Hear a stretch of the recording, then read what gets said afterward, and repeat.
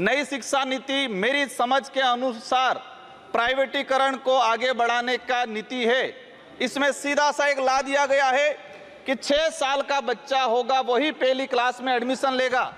इस स्थिति में आने वाले 10 साल बाद सरकारी संस्थाएं खत्म होने वाली है कि देश के उस ऐसा कोना भी है जहां पर 3-3, 4-4 क्लास के बच्चे एक रूम में बैठते हैं, 6वीं, 7वीं, 8वीं, 9वीं, और हम दावा कर रहे हैं कि देश को गति की ओर, प्रगति की ओर ले जा रहे हैं, अमृत महोत्सव की ओर ले जा रहे हैं। माननीय सदस्य श्री राजकुमार रोत जी। महोदय, आपने शिक्षा विभाग पर महत्वपूर्ण विषय पर बोलने का अवसर प्रदान किया, इसलिए आपको खूब खूब धन्यवाद।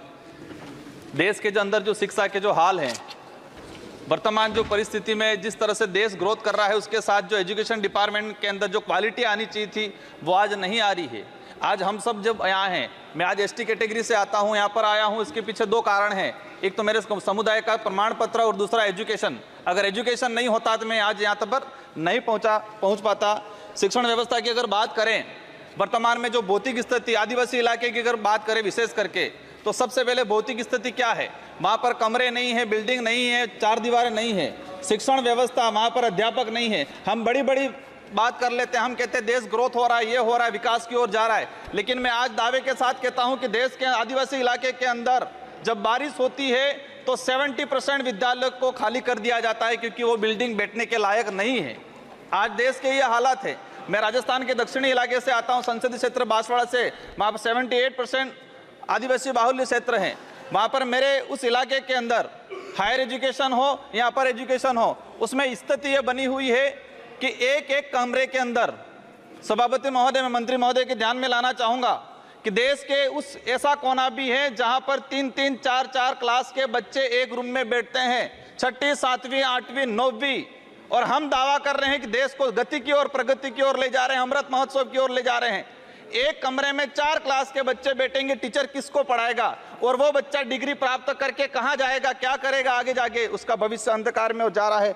माननीय सभापति महोदय, देश के वर्तमान के अंदर जो पॉलिसी ला रहे हैं, नई शिक्षा नीति मेरी समझ के अनुसार प्राइवेटीकरण को आगे बढ़ाने का नीति है।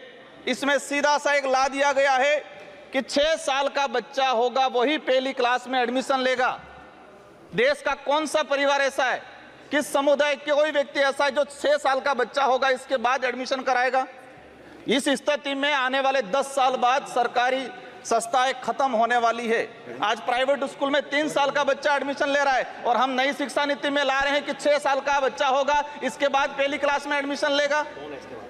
कहाँ जाएगा वो? इस स्थिति में आने वाले समय में सरकारी सिस्टम खत्म करने की जो नीति ला रहे हैं वो कहीं न कहीं घातक है। माननीय सभापति महोदय, देश के अंदर जो गति है, नवोदय विद्यालय और केवी, हम मानते हैं कि देश के अंदर जो ब्यूरोक्रेसी है, कोई भी व्यक्ति को आने का अवसर मिला है वो नवोदय है, लेकिन जो वर्तमान में स्थिति बनी हुई है कि जो केंद्रीय विश्वविद्यालय है इसमें 8,88,000 आवेदन आए। पूरे देश के जो केंद्रीय विद्यालय इसमें 8,88,000, प्रवेश कितनों को मिला है?